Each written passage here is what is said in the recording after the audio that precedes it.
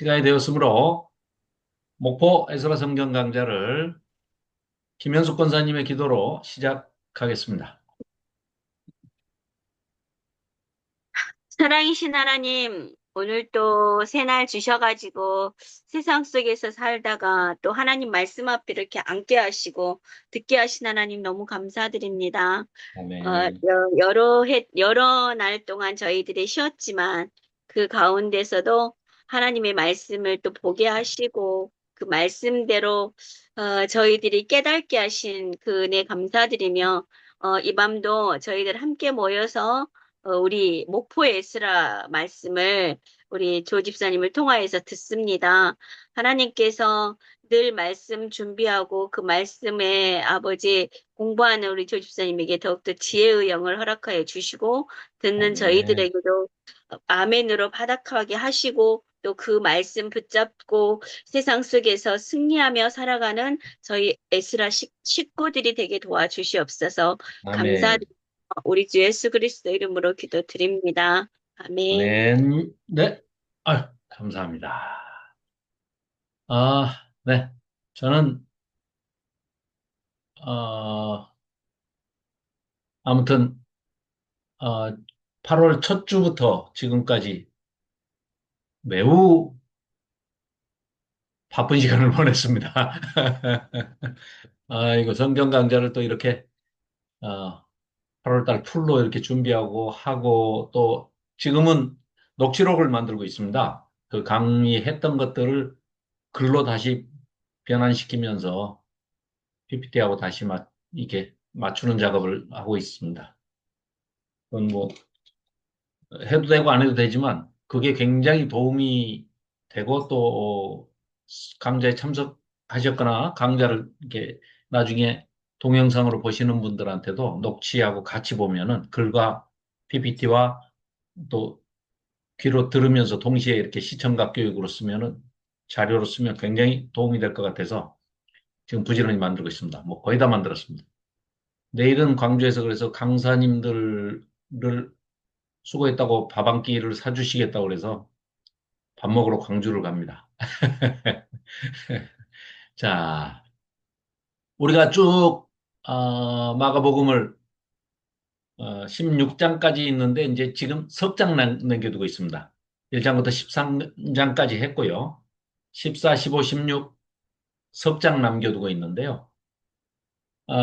석 장 하고 난 다음에 이제 전체적으로 마가복음이 신약 전체에서 차지하고 있는 위치라든가 또 우리가 어떤 관점에서 어떤 안경을 끼고 봐야 하는지 그리고 마가복음을 통해서 우리에게 어떤 말씀을 예수님은 메시지를 우리에게 던져주고 계시는지 이런 것들을 총체적으로 전반적으로 지금은 우리가 이제 나무를 들여다보고 뭐 가지와 이파리를 보고 있고 꽃도 보고 있고 이렇게 자세하게 보고 있다 하면 이제 석장 마저 16장까지 다 살펴보고 난 다음에는 전체 숲을 보고 산을 보고 멀리서 이렇게 내다보는 그런 시간을 갖도록 하겠습니다. 자, 어, 김경숙 집사님께서 14장 1절부터 9절까지 읽어주시면 고맙겠습니다. 마이크 켜시고요.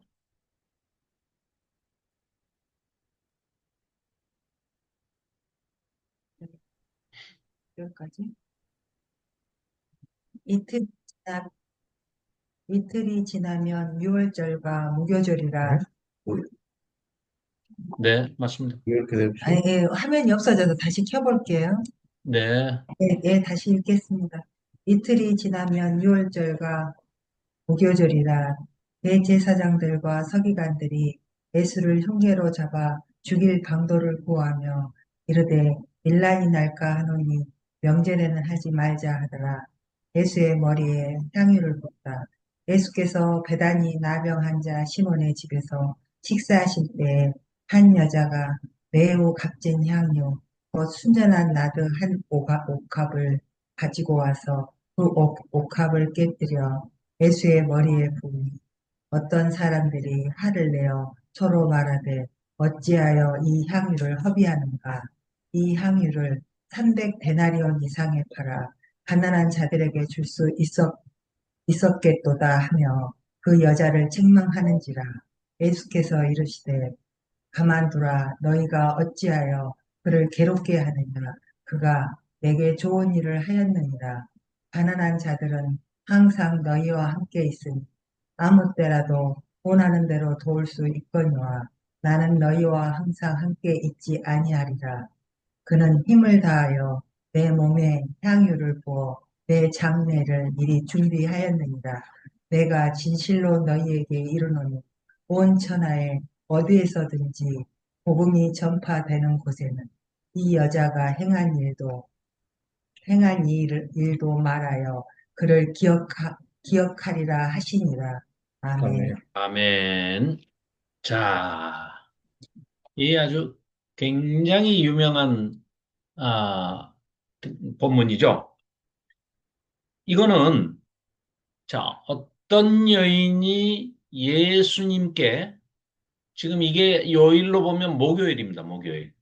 돌아가시기 그러니까 안식일이 토요일이잖아요. 그러니까 이틀 전이기 때문에 목요일입니다. 그리고 이들은 지금 우리가 쓰고 있는 시간하고는 하루의 개념이 다릅니다. 우리는 자정에 땡 하면 시작해가지고 24시간 뒤가 또 날짜가 넘어가잖아요. 근데 이들은 이 당시 2000년 전에는 또 더더군다나 히브리 사람들은 해가 지면 6시에, 저녁 6시에 하루가 시작을 합니다. 그럼 오늘로 따지면은, 29일이 6시에 시작한 거예요.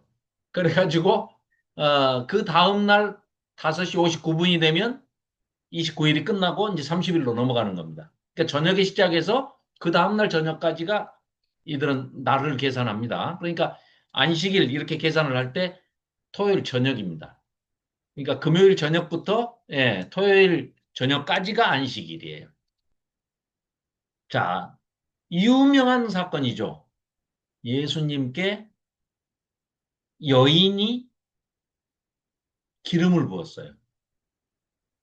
기름을 붓다 이 말이 히브리어로 마시아흐, 메시아입니다. 메시아. 우리가 알고 있는 메시아예요. 기름 부음 받은 자, 메시아입니다.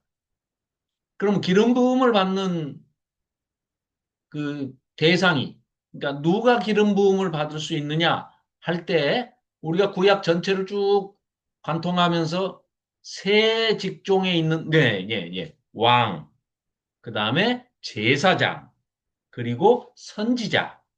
그러니까 때로는 선지자에게 하나님께서 명령하셔가지고 왕을 세울 때 선지자 보고 네가 가서 기름 부어라 하시거나 뭐 사무엘은 이제 겸직이었지만 제사장이기도 하면서 뭐 예, 선지자이기도 하였지만 사무엘 같은 경우에 또 사울에게도 가서 초대 왕으로 기름 부어서 왕으로 세우기도 하고 또 하나님께서 다윗에게 기름을 부어라 하니까 또 다윗을 찾아내 가지고 또 기름을 붓기도 하고 이러지 않습니까? 그럼 이 세 가지 직종을 가진 사람이 메시아예요. 메시아. 마시아흐. 메시아. 이게 지금 신약으로 넘어오면서 헬라어로는 크리스토스, 그리스도, 우리말로 순화시켜가지고 발음하는데, 그리스도, 예수 그리스도라고 하는, 예수는 이름이고, 그리스도는 마시아의, 메시아, 그 말입니다. 그러니까 뭐예요? 기름 부음 받은 자. 그러니까 직업을 얘기하는 거예요. 쉽게 얘기하면. 직분을 얘기하는 거예요. 그리스도는 직분이고, 예수는 이름이에요. 그러니까, 요번에 강의하러 갔더니 제 이름을 막 지어주시더라고요. 스데, 스데반이라고 해라, 나한테.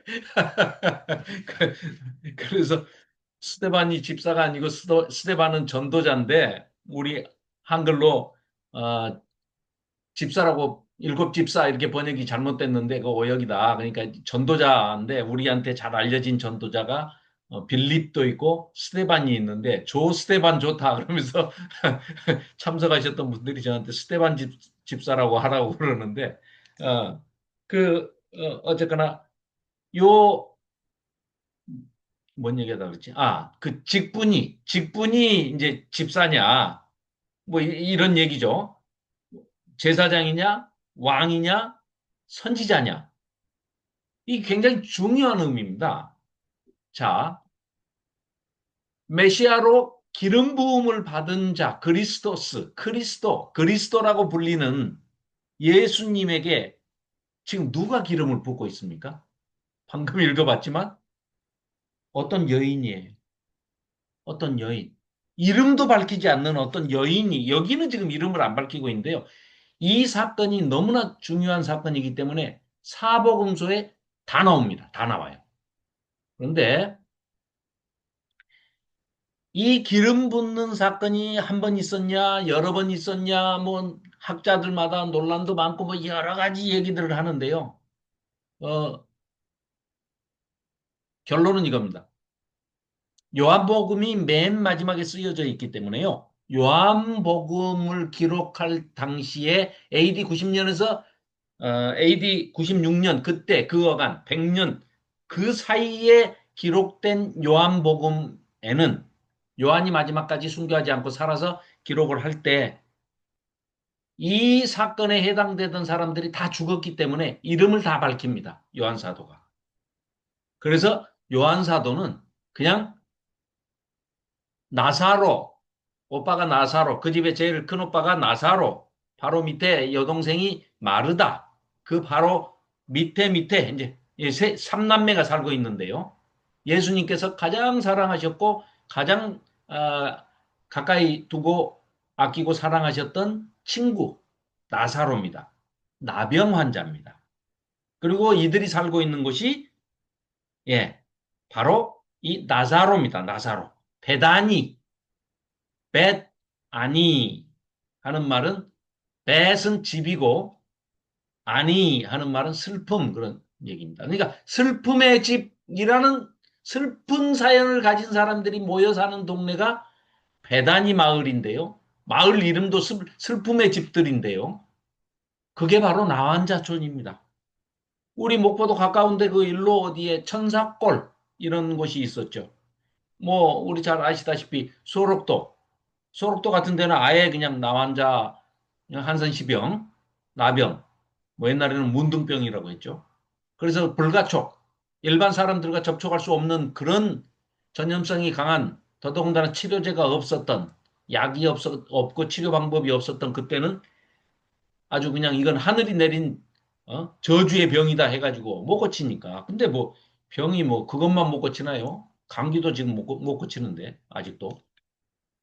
그런데 그런 불치병들, 특히 나병 환자들이 이제 그렇게 살고 있던 곳이 바로 여기 배단위 나병 환자인데, 나병 환자 시몬 살고 있는 이 동네인데, 이 동네에 살고 있습니다. 나사로가, 이 배단위에 살고 있는데, 나사로, 마르다, 마리아, 이 삼남매가 다 살고 있어요. 그런데 이 마리아가, 향유를 붓는 마리아가 직업이 창녀입니다. 그러니까 부모가 없고, 삼남매가 달랑 남아서 이 세상을 살아가는데 이 당시 2000년 전에는 직업이 없으면 여인들이 생계를 꾸려나갈 길이 없습니다. 노예로 팔려가든지 여종으로 팔려가든지 아니면 생계형 율랑녀가 돼서 먹고 살아야 되니까 이런 거 외에는 특별하게 직업을 가질 수가 없는 그런 시대적인 배경과 상황이 있었기 때문에 나서 이 마리아가 창녀다. 어떻게 아느냐? 호칭을 마태복음이나 이런 다른 타 복음서들을 보면은요. 세리와 창녀를 죄인 중에 죄인의 대명사로 부르고 있습니다. 세리 중에 대표는 우리 마태 있죠. 그 다음에 창녀 중에 대표는 마리아입니다. 나사로 동생. 그래가지고 이들을 늘 죄인이라고 불러요. 그런데 여기도 이제 오늘 또 내용을 보면 놀랍게도 예수님에게 기름을 붓는 사건. 그리고 이 기름 붓는 것이 본문에 보면 보시죠. 본문에 9절에 아까 방금 읽었던 9절에 보면 내가 진실로 너희에게 이르노니 이거 예수님이 친히 하시는 말씀입니다. 온 천하에 어디서든지 복음은 전파될 것인데 그렇죠. 예수님 십자가에 죽으시고 그 십자가 복음도 전파될 것이고, 십자가에서 죽으시고 사흘 만에 부활하신 그 부활의 복음도, 소망의 복음도 전파가 될 것이고, 2000년이 지난 지금까지 우리에게까지 전해졌기 때문에, 우리가 누군지도 모르는 사람한테 복음을 전해 들었기 때문에 마음에 우리가 영접하고 우리가 예수님을 믿게 됐잖아요. 전도가 된 거 아닙니까? 그래서 예수님을 알아가는 이런 과정에서 본다면 이 여인의 이야기는 항상 따라다닐 것이다. 굉장히 중요한 메시지를 지금 예수님께서 우리에게, 후대 사람들에게 전해주고 계시는 거거든요. 어디서든지 온 천하에 복음이 전파될 것인데, 전파되는 곳마다 이 여자, 즉 나사로의 동생 마리아가 1년치 연봉에 해당되는, 노동자 1년 노동을 해가지고 모은, 뭐 우리 돈으로 따지면 일당을 10만 원씩 잡으면 300일 일하면 3천만 원 정도, 1년치 연봉을 줘야만 살 수 있는 매우 매우 귀한 혼수품이기도 하고, 집안에는 하나쯤은 장만하고 있어야 할, 정이 뭐 먹고 살 길이 없으면 그거라도 팔아서 나중에는 생계를 연명하기 위해서 대대로 집안에 이제 갑옷처럼 내려오기도 하고요. 이런 300데나리온에 해당하는 매우 귀한 향유였는데, 이 여인이, 죄인의 대명사라고 불리는 이 마리아가, 이 창녀가 예수님을 지금 죽음을 이틀 앞둔 그 전에 그 메시아, 기름 부음 받는 것 플러스 장례식. 이들은 장례식에도 사용을 합니다. 이 향유 옥합을. 그래서 그 미라, 방부 처리를 할 때도 이 옥합을 쓰거든요. 굉장히 향이 강하기 때문에. 그런데 사실 따지고 보면 마리아는 예수님 이틀 뒤에 돌아가실 거 몰랐습니다. 모르고 했어요. 자, 얘기가 좀 깊이 들어가면 이런 겁니다. 지금 이 제자들 12명이 지금, 자, 보십시오. 저기 14절, 1절부터 이틀이 지나면 유월절과 이제 무교절이랍니다. 대제사장들과 서기관들이 예수를 흉계로 잡아 죽일 이제 방도를 구하면서, 이때가 명절이라 예수님이 이제 굉장히 사람들한테 병 고침도 받고 뭐 또 말씀도 듣고 이래가지고 예수님을 존경하고 따르는 무리들이 굉장히 많은데, 이때 예루살렘에 명절을 지키러, 이 유월절과 무교절 지키러 몰려든 유대인들이 약 100만 정도 된답니다. 그러니까 이 조그만 성, 평상시에는 7만에서 많이 살아야 10만, 그 인근까지 해서 그 정도 사는 조그만 성에, 조그만 성은 아니죠. 예루살렘이 어, 목포가 21만, 22만 정도 사는 도시니까 요거 반 정도? 그 정도 사이즈예요. 굉장히 크죠. 그렇게 따지면 옛날 성읍치고는. 그런 예루살렘에 갑자기 100만이 명절을 지키러 온다는 거예요. 그러니까 어마어마한 무리가 있기 때문에 그 사람들이, 밀란이 일어나 버리면, 지금 뭐예요? 로마 병사들이 숫자가 얼마 되지 않은데 이 예루살렘 성읍 도시를 지금 지배하고 있지 않습니까? 통치하고 있지 않습니까? 그것도 군사력으로.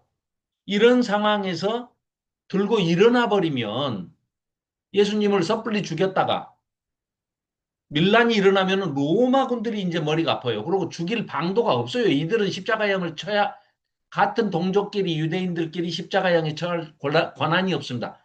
권한은 로마 식민지 통치를 하는 로마가 허락을 안 해줬어요.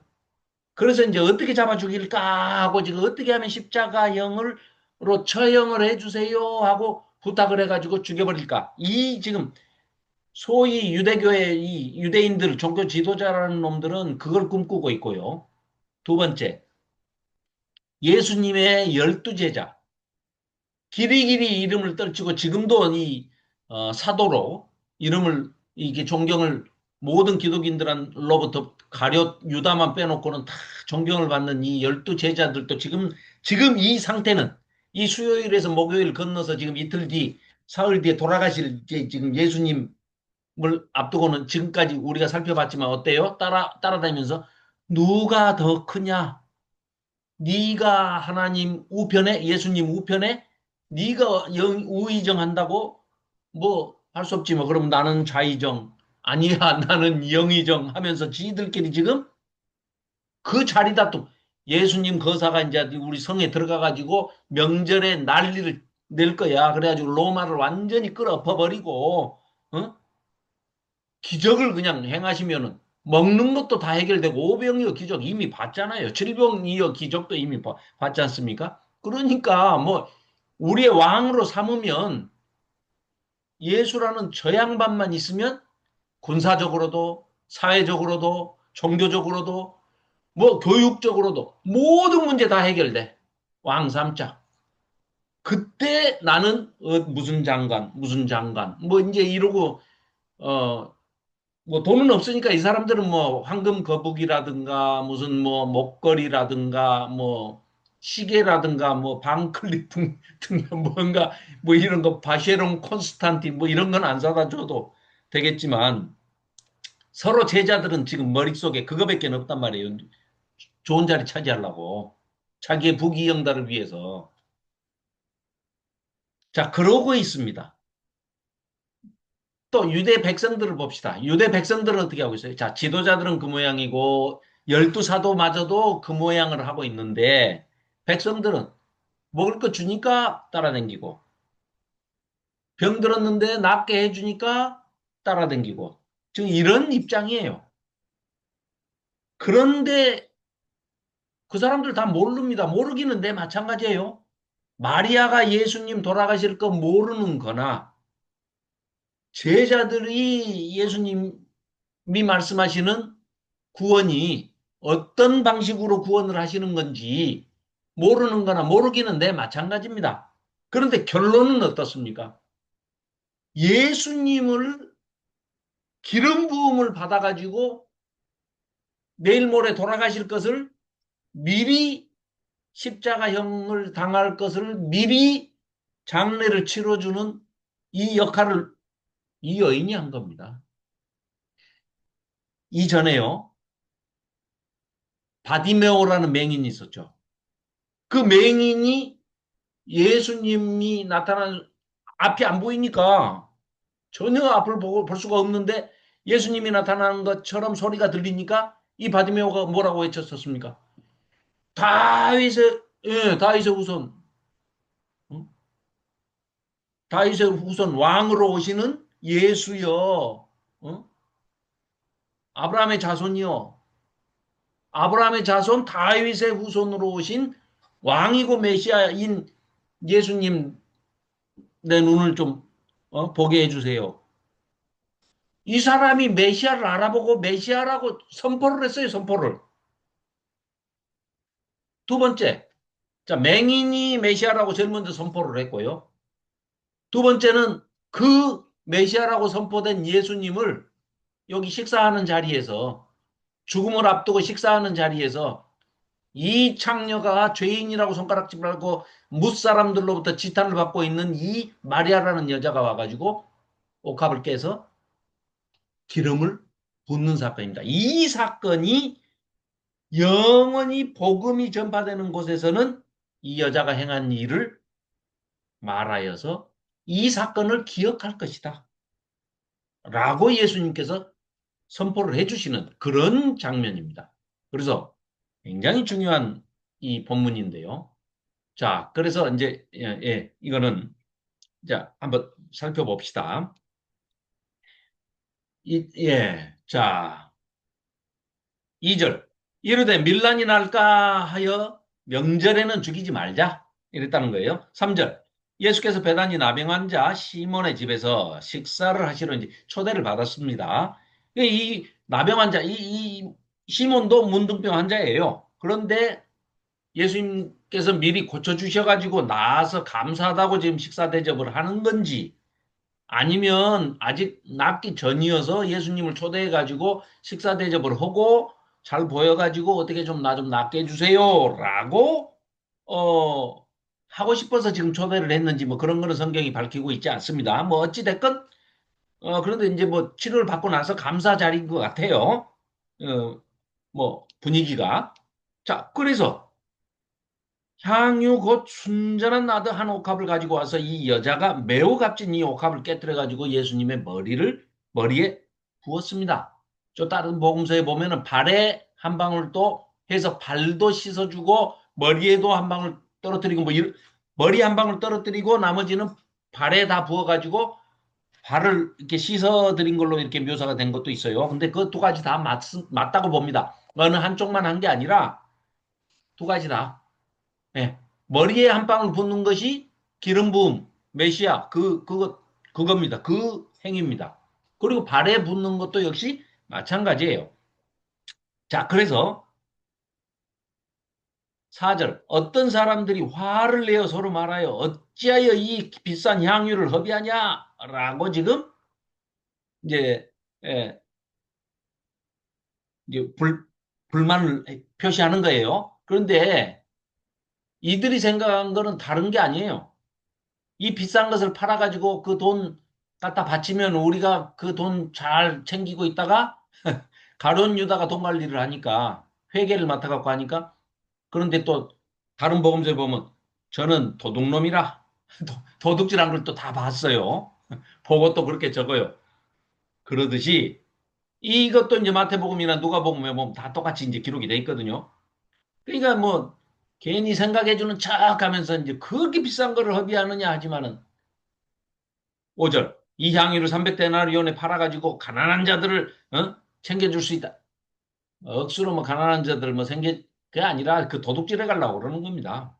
서로. 그래서 어? 그 여자를 책망합니다. 그러니까 6절에 예수님께서 그 속을 다 들여다보고 다 알고 계시기 때문에 예수님께서 한마디 여인의 편을 들어주십니다. 가만둬라. 너희가 어찌하여 마리아를 괴롭게 하느냐? 마리아가 내게 좋은 일을 지금 하였느니라. 이게 누가복음의 7장 40절에 보면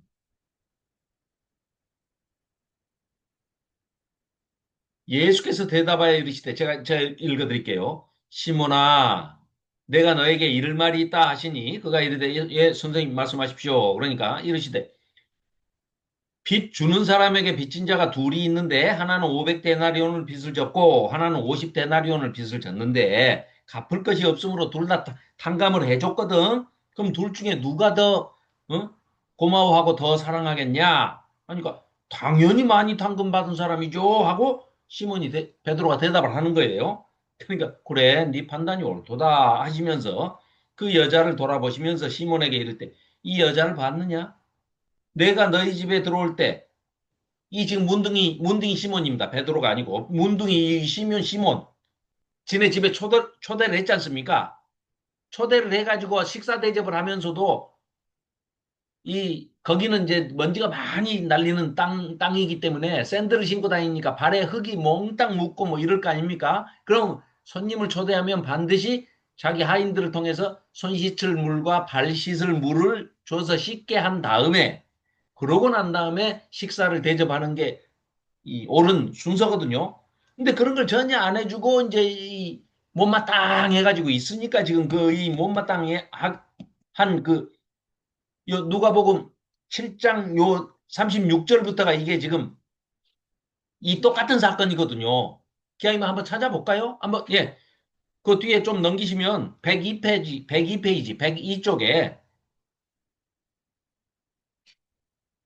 자, 누가복음에 이 대목이 나오는 대목입니다. 102쪽. 네네. 자, 36절부터 이제 여기는 시몬, 이 문둥병 지금 오늘 초대한 이 시몬네 집, 나병 환자 시몬네 집 그 장면을 소개하는데 여기는 또 바리새인이라고 딱 그것까지 이제 밝히고 있어요. 이 시몬이 바리새인이었답니다. 그러니까 가진 것도 많이 있었는데 해필 나병이 걸려가지고 이제 이,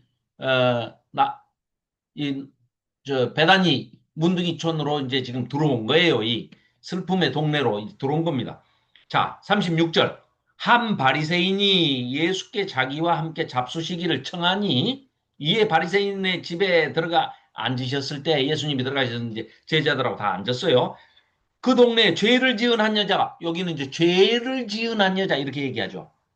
아까 설명드린 장녀와 세리 남자는 세리를 보고 죄인의 대명사 여자는 장녀를 보고 죄를 지은 한 여자 죄인 이렇게 이제 표현을 하는 겁니다. 이들의 지금 어법이에요. 어법 말하는 게. 자 37절 그 동네에 죄를 지은 한 여자가 있어 예수께서 바리새인의 집 이 문둥이 시몬 집에 앉아 계심을 알고 그 오셨다는 소식을 듣고 마리아가 자기 집에서 또 옆동 한 동네 사니까 계심을 알고 향유 담은 옥합을 가지고 냅다 이제 이 시몬의 집으로 달려온 겁니다. 그래가지고 예수의 뒤로 그 발 곁에 서서 울며 눈물로 그 발을 적시고 이 예수님이 오셨으면 굉장히 반가워라 할 것이고 또 명절마다 오셨거든요. 그래서 반드시 여기서 제자들 데려와 가지고 잠을 주무시고 가셨다는 게 여러 기록을 이렇게 우리가 다 전부 망라해서 살펴보면 알 수가 있어요. 그런데 이번에는 이상한 도대체 뭔지는 모르지만 이 마리아가 뭔지는 모르지만 울고 있는 거예요. 예수님을 반갑게 맞이해야 할 마리아가 울면서 서서 눈물로 그 발을 적시고 자기 머리털로 예수님의 발을 울면서 닦는다는 거예요. 눈물로. 그러면서 또 그 발에 입을 맞춘다는 거예요. 그리고 향유를 집에서 가져온 향유를 부었어요. 발에. 그러니까 39절 예수를 청한 바리새인이 그것을 보고 마음에 이르되 이 사람이 말이야 이렇게 남자들만 득식을 12제자에다가 뭐 남자가 뭐 최소한 15명에서 한 20명은 있었을 거 아닙니까? 예수님까지 해서 문둥이 시몬도 있고 또 하인들도 있고 이랬을 텐데 그런데 예수님이 발을 그대로 여인한테 장녀인 마리아한테 그대로 발을 맡기고서 가만히 앉아 계시는 거예요. 식사 자리에. 이걸 보고 지금 문둥이 시몬이 굉장히 기분이 나빠요. 왜냐? 유대인 여자들은요, 머리카락을 남에게 보이는 것을 성적인 노출로 생각을 해서 음란한 행위로 생각을 하기 때문에 머리를 다 가리고 사는 거예요. 이슬람들이, 무슬림들이. 그래서 히잡을 이렇게 둘러쓰고 머리카락 하나도 안 내보이고 있잖아요. 지금도 인도네시아 같은 데 가서 보면은 머리 히잡 다 쓰고 머리카락을 밖으로 노출을 안 시키잖아요. 그런데 더더군다나 2000년 전에 이 유대인들이 모여 사는 이곳에 여자가 자기 머리카락을 직업을 동네 사람들이 다 알고 있어요. 장년지. 생계형 아무리 율락녀라 하더라도 장녀 생활을 해가지고 자기 문둥이 오빠 일도 못하니까 매개 살리느라고 이제 그렇게 하고 있는데 그걸 곱게 보는 게 아니라 장녀라고 질시의 눈으로 본다는 거죠. 그런데 거기에 예수님이 선지자라는 랍비라고 하는 사람이 발을 가만히 내 맡겨두고 머리카락으로 발을 닦아주고 있는데 가만히 있는 걸 보고 지금 이 초대한 바리새인 시몬이 지금 떨떠름해하고 있는 그 장면을 묘사하고 있는 겁니다. 지금 이해가 되시죠? 39절 그 예수를 청한 바리새인이 그것을 보고 마음에 이르되 이 사람이 만일 선지자라면 자기를 만지고 있는 이 여자가 뭐하는 여잔지 마리아가 장년지 아닌지 그것도 모른단 말이야.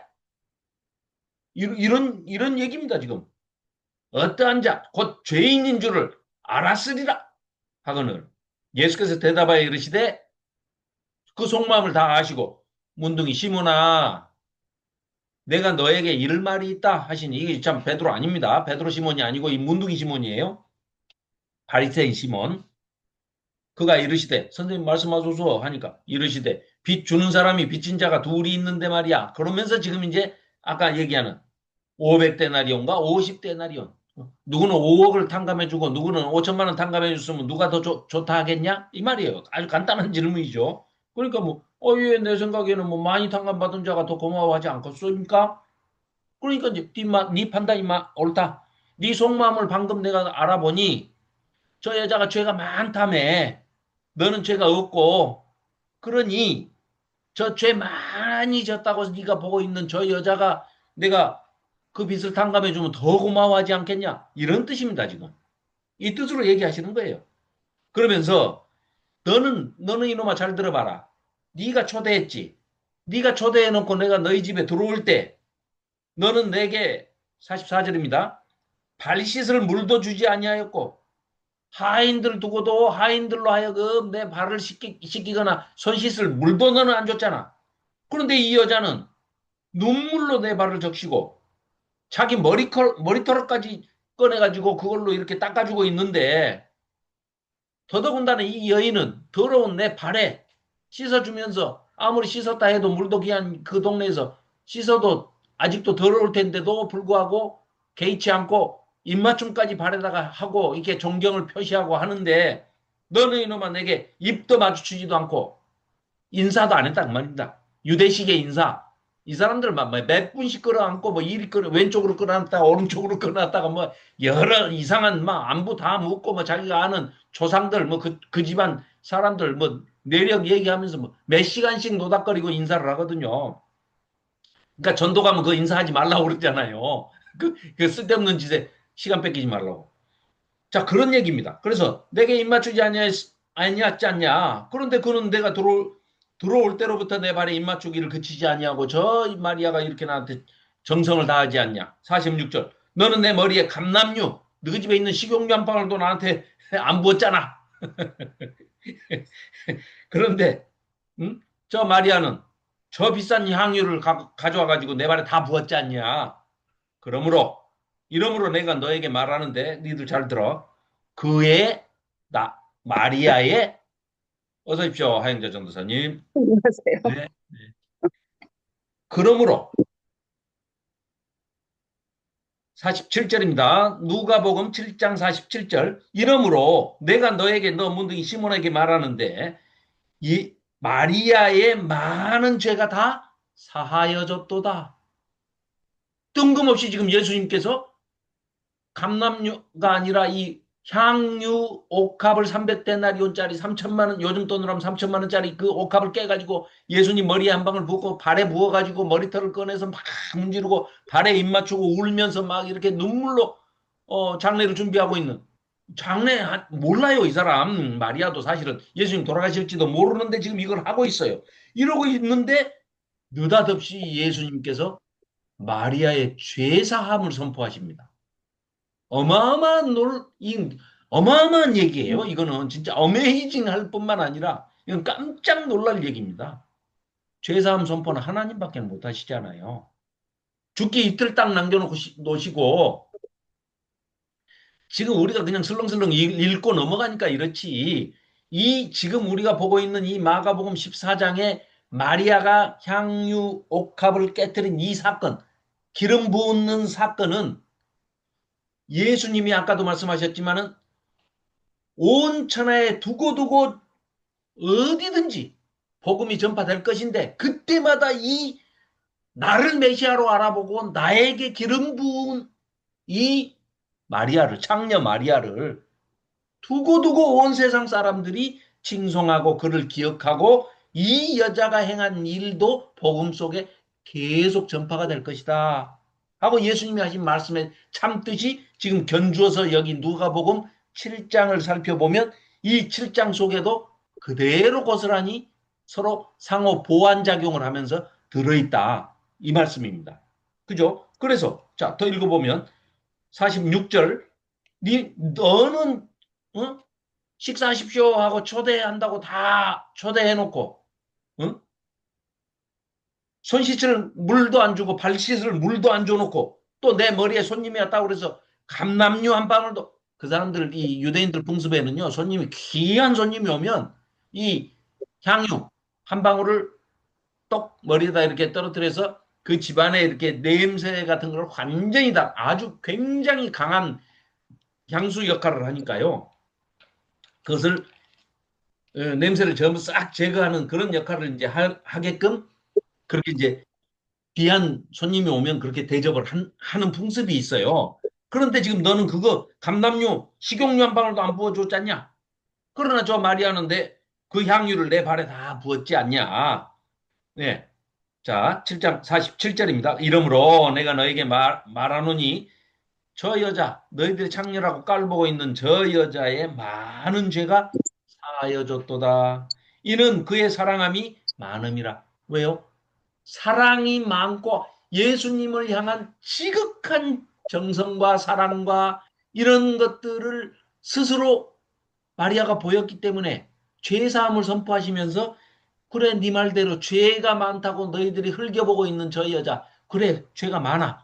그 많은 죄를 내가 사해줬기 때문에 죄가 많은 곳에 은혜가 더 크다고 마리아가 더 감사하고 있는데 그 이유가 뭐라고? 나를 그만큼 더 많이 사랑했기 때문이란다.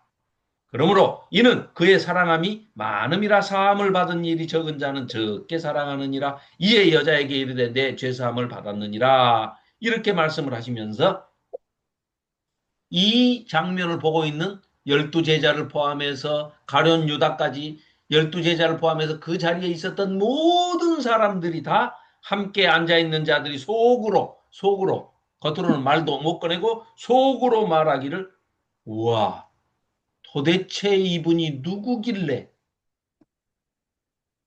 하나님만 하실 수 있는 죄사함을 선포하신단 말이냐 하고 49절에 얘기하고 예수께서 50절 예수께서 여자에게 이르시되 내 믿음이 너를 구원하였으니 평안히 가라 영생의 길로 가라 하시니라 하고 딱 끝나고 이게 7장을 누가복음에서 마감하고 있는 이런 어마어마한 장면입니다. 그러면 이 장면 속에 자 아까 말씀드렸듯이 요약하면 이런 거죠. 자 첫째 예수님이 그리스도다, 메시아다라고 선포한 사람은 놀랍게도 바디메오, 맹인 바디메오였고 그 선포한 것에 대해서 확증적으로 와가지고 마리아가 장녀 신분인 이 마리아가 향유 옥합을 가지고 와서 그걸 깨뜨려 가지고 이 여인의 손에 의해서 제사장도 아니고 선지자도 아니고 왕도 아니고 이 창녀인 마리아의 손에 의해서 실제 이 땅에 그리스도로 오신 아들 하나님 예수님에게 메시아라고 인정을 하면서 기름을 부은 여인이 바로 이 마르다 동생 나사로 동생 바로 마리아 직업은 창녀 생계형 율랑여인 이 마리아에 의해서 예수님이 기름 부음을 받는 것이다. 그리고 이걸 예수님의 장례를 준비한 것이다. 아까도 말씀드렸지만 두 번째 그런 자리에서 죄사함을 선포해 버리십니다. 하나님만이 하실 수 있는 그 말은 뭐예요? 바꿔 얘기하면 내가 하나님이다. 내가 하나님의 아들 하나님 예수다. 이걸 선포하시는 거죠. 스스로. 이런 장면입니다. 자, 10절. 10절부터 제가 읽겠습니다. 열둘 중에 하나인 가룟 유다가 예수를 넘겨주려고 대제사장들에게 가매. 지금 가룟 유다 속에는 마음속에는 불평불만이 많아요. 예수님이 마음에 안 들어요. 즉 가룟 유다는 왜? 군사적으로 정치적으로 완전히 이 식민 통치를 하고 있는 로마를 그냥 얼마든지 엎어버릴 수 있고 항복을 시킬 수 있는 능력이 있는 것 같은데 안 하거든요. 안 해요. 그런데다가 자꾸 이상한 소리를 내요. 내가 죽을 것이다. 죽는데 사흘 뒤에 또 살아날 것이다. 뭐 이런 얘기를 자꾸 하니까 아 이거 틀렸다. 틀렸어. 이 사람 메시아 아니다. 그러고 그냥 에이 밀고 해서 팔아 넘겨버리고 돈이나 챙겨야 되겠다. 이런 마음을 가지고 있다가 지금 이 마리아가 기름 부음을 하는 예수님께 기름 부음을 하는 이 장면을 딱 보고 바리새인 문둥이 시몬도 요 식사 초대를 했던 시몬도 실망을 했겠지만 결정적으로 실망을 한 사람이 가룟 유다 같아요. 그래서 이 가룟 유다가 지금 이제 팔아 넘기려고 딱 맘 먹고 나니까 귀신이 이제 들어오는 겁니다. 사탄이 역할을 하는 거죠. 그래서 예수를 넘겨주려고 대제사장들에게 이제 갔습니다. 가니까 그들이 듣고 우와 넘겨준다니까 막 너무너무 기뻐합니다. 그래 돈을 주기로 약속을 하고 유다가 예수를 어떻게 넘겨줄까 하고 그 기회를 찾습니다. 그래가지고 자기들끼리 짬짬이를 해가지고 언제 어떻게 에, 신호를 보내고 어떻게 하면 그를 잡아 죽여라 하고 자기가 넘기겠다 약속을 하죠. 자, 12절입니다. 무교절의 첫날 곧 6월절 양 잡는 날에 제자들이 예수께 여짜오되 우리가 어디로 가서 선생님께서 6월절 음식을 잡수시게 준비하기를 원하시나이까 하고 여쭤봅니다. 자, 6월절 이제 양 잡는 날이니까 그러니까 이제 목요일이죠. 목요일. 이제 날짜가 이제 우리하고는 좀 다르니까 이 사람들은 저녁에 이제 저녁 6시 세니까. 자, 그래가지고 6월절 음식 준비 어떻게 할까요? 하니까 예수님께서 이제 미리 다 준비를 하신 거예요. 뭐라고? 13절. 예수께서 제자 중에 둘을 보내시며 이르시되 너희들이 성내로 들어가거라. 그리하면 물 한 동이를 가지고 가는 사람을 만날 것인데 그 사람을 따라가 가지고 어디든지 그가 들어가는 그 집 주인에게 물어봐라. 선생님의 말씀이 우리 그 랍비 예수 선생님의 말씀이 6월절 만찬을 여기서 제자들과 함께 하신다는데 그 어디서 하면 됩니까? 하고 물어봐라. 그러면은 거기서 자리를 펴고 준비한 큰 다락방을 보여줄 것이다. 거기서 우리를 위하여 준비하라. 이렇게 말씀을 하셨어요. 이 말씀은 여기가 지금 우리는 다 알고 있죠. 어디죠? 마가의 다락방 아닙니까? 다락방이라고 하는데 그게 사실은 2층 집이죠. 2층 집. 아니 120명이나 들어가는 집이니까 다락방이 아니고 2층. 그것도 어마어마하게 큰 2층. 그렇죠? 지금 우리가 읽고 있는 책이 뭐예요? 마가복음이죠. 마가복음. 그럼 지금 이 저자는 마가 아닙니까? 그 마가 요한 자기 집 아니에요. 자기 집. 자기 집을 설명하면서 자기 집이란 말을 한마디도 안 해. 이상한 사람들이에요. 성경에는 예수님을 드러내는 데 있어서 예수님의 말씀과 행적을 드러내는 데 있어서 사적인 자기들하고 관계된 문제, 형제가 아니어도 자기 형이다 동생이다 이런 말도 안 하고요. 이 사람들은 자기가 무슨 일을 했어도 자기가 그랬다고도 말을 안 해요. 철저하게 제3자의 시각에서 3인칭 시점에서 이걸 보고 그대로 묘사하는 걸로 그냥 묘사합니다. 이거 자기 집이에요, 자기 집. 자기 집 2층 집에서 6월절 만찬 준비한다. 그걸 설명하면서도 자기 집이란 얘기 일체 안 하면서 이렇게 합니다. 그러니까 자, 여기 물 한 동이를 가지고 가는 사람이요. 남성 명사입니다. 물은 보통 여성들이 이렇게 물을 깃는 시절 아닙니까? 2000년 전 이 당시에 고대 근동에서는 물 길러 가는 것은 전부 여성과 어린 아이들이에요. 묘사가 된 거 보면 다 그래요. 아브라함 때부터. 그런데도 여기는 지금 남성을 썼거든요. 그러니까 아마 예수님하고 마가 요한의 그 집에서 뭔가 약속이 돼 있었던 것 같습니다. 그래서 예수님께서 거기 눈에 확 띄게 이 물 한 동이 했을 때 이게 톡이거든요. 톡이. 그러니까 우리 같으면 항아리, 오지 항아리 큰 거에다가 물을 한 동에 해가지고 남자가 그걸 이고 가면 눈에 확 띌 거 아닙니까? 그러면 성 읍내에 가보면은 너희가 돌아다니다 보면은 남자가 머리에다가 물동이를 크게 쥐고 이렇게 돌아다니는 여자가 아니고 남자가 물동이를 이고 있는 것을 보면 눈에 확 띌 텐데 그 사람 보면 그 사람 들어가는 집으로 따라 들어가면은 거기서 아마 너희들이 내가 보냈다고 얘기하면 다 준비해 줄 것이다. 이 얘기입니다, 지금. 자, 이렇게 해놓고 16절입니다. 마가복음 14장 16절. 그리하면, 15절입니다. 16절입니다. 제자들이 나가 성내로, 이제, 자, 예루살렘 성내로 들어갔습니다. 예수께서 말씀하신 대로, 보니까 남자가 물동이 지고 가고 있어요. 그래서 따라갔더니 6월절 이제 마가의 그 2층 집 소개를 해줍니다. 그래서 6월절 음식을 준비를 했습니다. 자, 날이 저물어요. 이제 날이 시작이 된 거죠. 준비일이죠, 준비일. 준비일이니까 목요일. 예. 금요일 있고, 그 다음에 이제 토요일이 6월절. 안식일이죠, 안식일. 참. 토요일이 안식일. 그러니까 자, 저물매 12를 데리고 제자들 다 데리고 이제 거기 마가 요한의 집으로 가십니다. 다 앉아 먹을 때에 예수께서 이르시되 내가 진실로 너희에게 이르노니 너희 중에 한 사람 곧 나와 함께 지금 밥 먹고 있는데 그 자 중에 하나가 나를 팔 것이다. 이렇게 말씀을 하세요. 자, 그러니까 다 깜짝 놀라가지고 아이 누가 팔아요? 우리는 그런 짓 안 해요.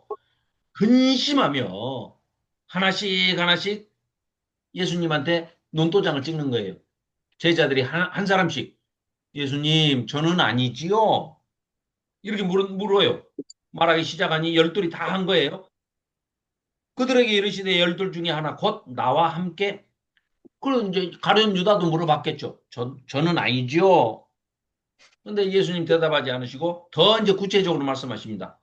너희 12명 중에 한 명이 나를 팔 건데 나와 함께 빵그릇에 손을 집어넣는 자가 나를 팔 거야. 그러면 가룟 유다가 그 빵 그릇에 바구니에 손을 넣었을 때 예수님이 일부러 같이 집어넣으시면 누가 판다는 얘기예요? 가룟 유다가 판다는 게 누구나 할 수 있는 거 아닙니까? 이렇게 힌트를 줬는데도 불구하고 이 가룟 유다가 뻔뻔하게 자기는 아닌 척하고 그냥 있는 겁니다. 속마음을 들켜서 뭐 회개해야지 뭐 이런 것도 없고 이미 이제 마음이 굳어버린 겁니다. 회개하지도 않습니다. 기회를 주셔도 회개하지 않아요. 그래서 21절 인자는 자기에 대하여 기록된 대로 가거니와 인자를 파는 그 사람에게는 화가 있을 것이다. 이게 정해진 길이니까 예수님은 그렇게 십자가의 길로 가시지만 이 일을 사탄의 종노릇을 맡은 심지어는 이제 사단이 가룟 유다의 마음속에 들어가니라 이렇게 표현하는 다른 복음서도 있잖아요. 그러하듯이 자, 참 화가 있으리로다. 그 사람은 차라리 태어나지 아니하였더라면 자기에게 좋을 뻔하였느니라 얘기하십니다. 두고두고 온 인류의 가룟 유다는 자기 스승을 그리스도를 메시아를 배신해서 팔고 십자가에 죽게 만든 장본인이 되지 않습니까? 예. 자, 마지막 만찬입니다. 22절. 그들이 먹을 때에 예수께서 떡을 가지사 축복하시고 지금까지 이렇게 하신 적이 없어요. 지금 마지막 만찬이시기 때문에 떡을 뭐 여긴 떡이라고 해놨지만 빵이겠죠. 빵을 뜯습니다. 찢어요. 빵을 뜯어가지고 찢어가지고 축복하시고 축사를 하시는 겁니다. 떼어 제자들한테 주시면서 뭐라고 말씀하시면서 주시냐면 빵을 딱 찢어서 주시면서 받아라. 이것은 내 몸이다. 내 살이다. 내 살을 찢어서 너한테 주는 거야. 굉장히 엽기적인 얘기인데 제자들이 무슨 말인지 도무지 못 알아먹습니다. 상상을 못 하니까요. 지금 이게 무슨 일인지를. 그래서 그냥 이상한 말씀을 하시네. 이제 이러고 이제 보고 있는 겁니다. 이것은 내 몸이니라 하시고 또 잔을 가지사 감사기도 하시면서 또 이제 포도주 잔을 드시고 이렇게 말씀하시는 겁니다. 따라 주시면서 이를 마셔라. 이르시되 이것은 많은 사람을 위하여 흘리는 나의 피. 모든 사람이 아닙니다. 많은 사람을 위하여 흘리는 나의 피, 곧 언약의 피니라. 이런 알쏭달쏭한 말씀을 하십니다. 그런데 성경을 이 당시에는 구하기가 힘들어서 잘 모르고 있겠지만 구약을 정통하게 잘 아는 이 제자들 말고요. 서기관이나 바리새인이나 율법학자나 이런 자들은 이게 무슨 말인지를 알았을 거예요. 왜냐? 앞에 보시면은요. 화면에 보시면 이사야서 53장 12절 말씀입니다. 이게 무슨 얘기냐? 지금 방금 하신 말씀. 빵을 찢어가지고는 이거 내 살이다, 내 몸이다, 받아라 하시고 잔을 가지사 감사기도 하시면서 그들에게 잔을 주시면서 너희들 이를 마시면서 이르시되 이것은 많은 사람을 위하여 흘리는 나의 피, 곧 언약의 피니라. 이 말씀은 바로 이사야서 53장 오실 메시아에 대한 순환받는 고난받는 메시아에 대한 이 예언을 제2 이사야 53장을 기록한 제2 이사야가 이 봤던 예언입니다. 자, 그러므로 내가 그에게 정죄한 자와 함께 몫을 받게 하며 강한 자와 함께 탈취한 것을 나누게 하리니 이는 그가 자기 영혼을 버려 사망에 이르게 하며 범죄자 중에 하나로 헤아림을 받았음이니라. 나무에 달린 자마다 저주를 받는 자다 했는데 스스로 모든 죄를 다 짊어지고 죄인이 되셔가지고 십자가에 그냥 달려서 그 신명기의 저주의 말씀대로 그렇게 스스로 자기의 영혼을 버려 사망에 이르게 하며 모든 범죄자들, 근데 모든은 아니고 많은 사람입니다. 그 많은 사람의 죄를 담당하며 범죄자를 위하여 기도하였느니라 하고 이 고난받는 종으로 오시는 메시아를 제2 이사야가 보고 이렇게 선포해놨던 말씀이 있었다는 거죠. 그래서 그 언약의 말씀이고 그 많은 이사야서의 그 고난받는 종으로 오시는 메시아로 오시는 그분에 대한 묘사, 그것을 성취하시기 위해서 많은 사람을 위하여 흘리는 나의 피, 곧 그 언약의 피다라고 축사를 하시면서 이 말씀을 하시는 겁니다. 지금. 그러니까 이 당시는 몰랐지만 마가복음이나 또 마태복음이나 누가복음, 요한복음 이 사복음서에서 나중에 이걸 깨닫게 되고 이게 이 말씀이셨구나 하는 것을 알고 그대로 지금 이걸 인용해서 나중에 깨닫고 쓴 겁니다. 그래서 자 25절입니다. 진실로 너희에게 이르노니 내가 포도나무에 난 것을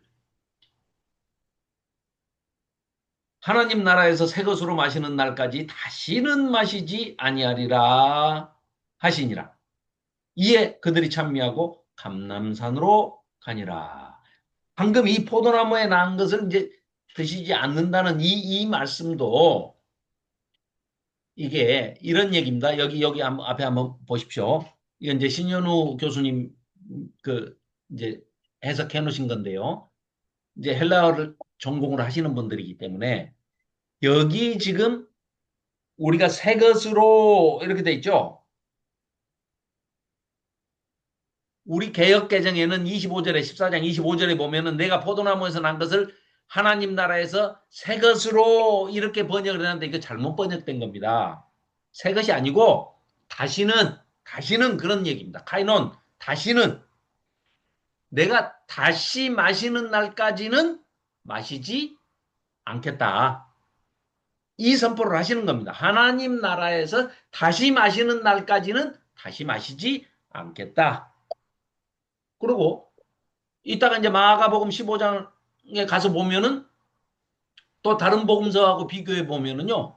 신포도주를 적시어서 주니까 입에 대시기도 하고요. 마시기도 합니다. 지금 14장 25절 여기서 말씀하시는 이 말씀은 하나님 나라에서 내가 다시 마실 때까지는 이제는 마시지 않을 것이다. 너희들하고 지금 이 만찬이 최후의 만찬이다. 이 말씀으로 지금 말씀을 하시는 거예요. 자, 그래서 그들이 이제 찬미하고 감람산으로 떠나는 겁니다. 자, 27절 제가 읽겠습니다. 이게 14장이요. 72절까지 있어가지고 또 드릴 말씀도 많습니다. 그래서 제가 좀 빨리 읽고 설명드리겠습니다. 시간을 계약한 지가 오늘이 계약 날이기 때문에 너무 오래 하면은 또 불평불만이 많아지시니까 짧게 끝내겠습니다. 자, 예수께서 제자들에게 이르시되 27절입니다. 너희가 다 나를 버리리라 예수님께서 이렇게 말씀하셔요. 이는 기록된 바 내가 목자를 치리니 양들이 흩어지리라 하였음이니라. 이거는 이제 이 유대인들의 경구와 같은 그 속담입니다. 속담. 그냥 뭐 별 의미가 없어요. 아니 누구나 목자가 양을 돌보고 있는데 목자를 쳐버리면 양들이 다 흩어질 것이다. 즉 예수님이 십자가에 달리시면 너희가 잠깐 동요가 있을지도 몰라. 그러나 동요하지 마라. 이 말씀 하시려고 이러는데 갑자기 28절. 그러나 내가 살아난 후에 너희보다 먼저 갈릴리로 갈 거야. 잊어버리지 마라. 이 약속을 했는데 이들은 잊어버리죠.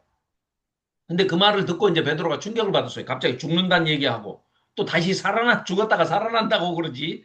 그랬다가 또 다시 갈릴리 바닷가 자기 제자들을 불렀던 그 장소로 예수님이 다시 먼저 가 계신다 하니까 이게 뭔 말이여 해가지고 베드로가 여짜오되 29절입니다. 다 예수님을 버린다 할지라도 나는 그러하지 않겠습니다. 그러니까 예수님께서 이르시되 내가 진실로 너에게 이르노니 오늘 밤 이 밤에만 네가 닭이 2번 울기 전에 나를 3번 부인할 것이다. 이렇게 말씀하십니다. 그러니까 베드로가 힘있게 여기 힘있게 거의 과도하게 뭐 이런 얘기입니다. 아주 그냥 뭔 천부당만부당한 그런 이상한 말씀을 하십니까? 내가 주와 함께 죽을지언정 주를 부인하지 않겠나이다. 이 말을 할 때 베드로의 뭐 각오와 심정, 의지 뭐 이런 거는 그랬을 거예요. 감정은 뭐 틀림없이 그랬을 겁니다. 예. 그건 뭐 의심하지 않습니다.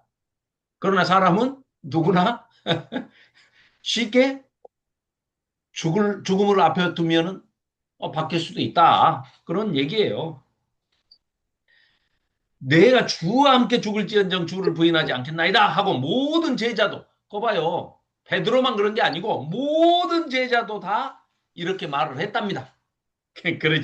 자, 32절부터.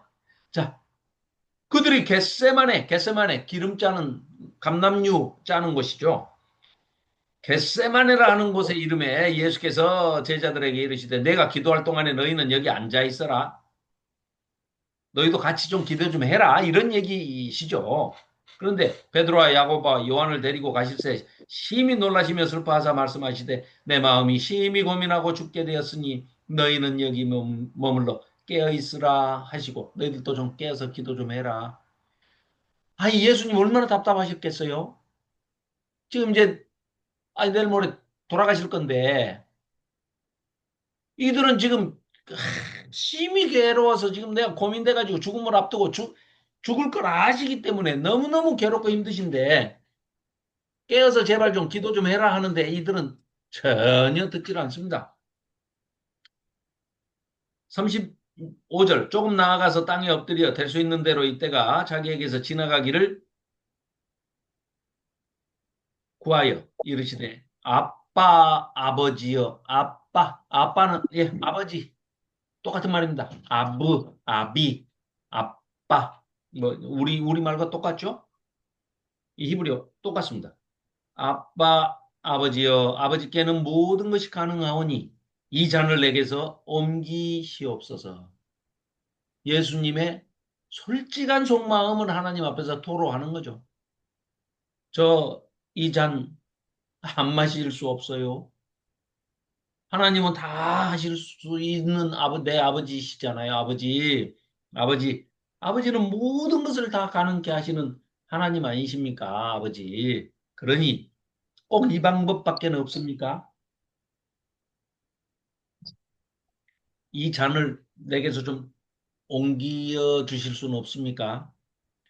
이 인류의 모든 죄를 내 혼자 몸에 다 짊어지자니 그 죄짐이 너무너무 무겁고 그 죄로 인한 번민과 후회와 고통과 모든 감정들 하나하나가 다 비수처럼 칼처럼 자기한테 다 꽂힐 테인데 그 인간으로서는 경험할 수 없는 그런 모든 고통의 죄에 대한 고통과 악업에 대한 그런 모든 것을 다 예수님 한 몸에 짊어지셔야 되니까 얼마나 고통스럽고 괴로우셨겠습니까? 그 뭐 우리 인간은 가늠조차 하기가 어렵죠.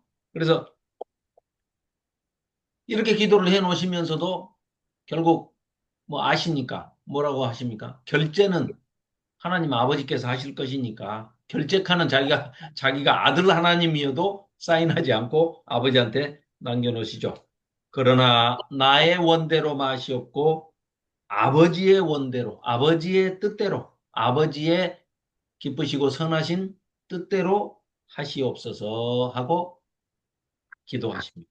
그리고 기도를 마치고 돌아오사 제자들이 자는 것을 보시고 베드로에게 말씀하시되 시몬아 자느냐 네가 1시간도 깨어 있을 수 없더냐 나랑 같이 죽는다면서야 자지 말고 좀 일어나서 기도 좀 해라 이놈아.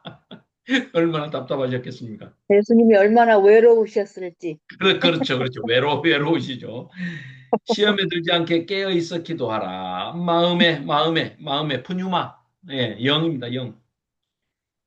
마음에는 원이로되 육신이 약하도다. 이건 예수님이 하시는 말씀이지. 우리가 뭐 하기 싫어가지고 아이고 막 마음에는 원이로되 육신이 약해서 못하겠습니다. 이 말은 우리 인간이 하면은 안 되는 말입니다. 이건 예수님이 하실 수 있는 말입니다.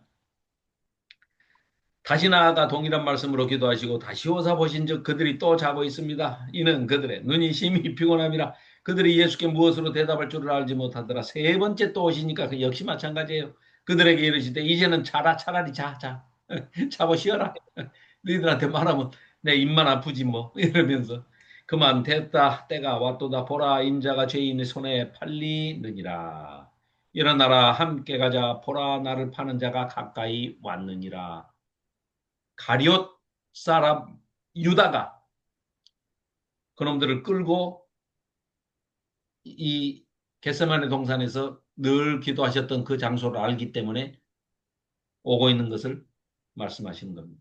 자, 43절입니다. 예수께서 말씀하실 때 곧 12 중에 하나인 유다가 왔는데 대제사장과 서기관들과 장로들에게 파송된 무리가 검과 몽치를 가지고 그와 함께 하였더라. 무슨 죄수 잡으러 이제 뭐 아주 그냥 무기까지 다 챙겨가지고 지금 왔다는 거죠.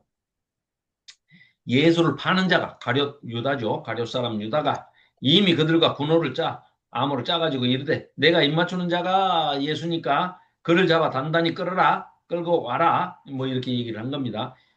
이에 와서 곧 예수께 나와 랍비어 하고 입을 맞춥니다. 예수님 다 아시면서도 또 이걸 받아주시죠. 네, 그 길을 가셔야 되니까. 그래서 46절 그들이 예수께 손을 대어 잡건을 곁에 서 있는 자 중에 한 사람이 베드로입니다. 베드로. 그런데 이름을 또 밝히지도 않고 그냥 곁에 서 있는 자 중에 한 사람이 칼을 빼어 대제사장의 종을 예수님을 잡으려 하니까 그 종을 쳤는데 귀가 잘라져 가지고 떨어뜨려졌어요. 다른 데 보면은 이 사람이 말고 대제사장의 종 말고라고 이름도 나오죠. 예. 요한복음에는 이름이 나와요. 그래서 그 귀를 떨어뜨린 이 귀가 잘라지니까 예수님께서 그 귀를 집어서 다시 붙여주십니다. 예. 그리고 칼로 흥한 자 칼로 망한다. 이런 말씀도 하시면서 칼 쓰지 마라. 그 내가 칼로 해서 저들을 물리치려고 했으면 하늘에 천군천사 12영도 더 되는 그 천만 군사를 데려다가 다 쓸어버리지 안 했겠냐. 그런 방식으로 내가 하는 것이 아니다. 이런 말씀도 하시죠. 자, 그래서 예수께서 우리에게 말씀하여 이르시되 너희가 무슨 강도를 잡는 것처럼 검과 몽치를 가지고 무기로 잔뜩 무장하고 나를 잡으러 왔느냐. 너희들 나를 처음 봤냐? 너희들 날마다 나를 봤잖아. 어디서? 너희와 함께 성전에서 함께 있으면서 내가 성전에서 하나님의 말씀을 너희들에게 가르쳤고 선포하고 설명해주고 해석하고 강의를 얼마나 많이 하셨습니까? 예수님께서 직접 저자직강으로. 그죠? 하나님 말씀 저자직강이죠. 그렇게 하셨는데 너희가 나를 잡지 아니해놓고 그때는 좋다고 들어놓고 이제 와서 너희들이 나를 죽이려고 이렇게 와? 그래. 그것은 성경에 그렇게 예언돼 있어서 너희들이 그 구약 성경의 말씀을 이루려고 성취하려고 이렇게 하나님 아버지의 뜻대로 일이 되어져 가는 것이다. 이렇게 말씀을 하십니다. 그러니까 제자들이 다 예수를 버리고 도망하니라. 아까 27절인가요? 27절에서 그 전에 저기 뭡니까? 베드로는 31절에서는 베드로가 힘있게 말하되 내가 주와 함께 죽을지언정 주를 부인하지 않겠나이다 하고 모든 제자도 이와 같이 말했다. 그런데 다 버리고 도망갔다. 지금 그 얘기죠. 27절. 27절의 말씀. 조금 전에 그래서 예수님이 뭐라고 그러셨어요? 자기들 목숨 바쳐서 지키겠다 하니까 예수님께서 아니다. 너희가 다 나를 버리리다. 27절. 이는 기록된 바 내가 목자를 치리니 양들이 흩어지리라 하였습니다. 네. 스가랴서 13장 7절에 기록되어 있는 말씀입니다. 이게. 목자를 치니 양들이 흩어진다. 자, 그대로 이루어지는 거죠. 자, 그때 51절.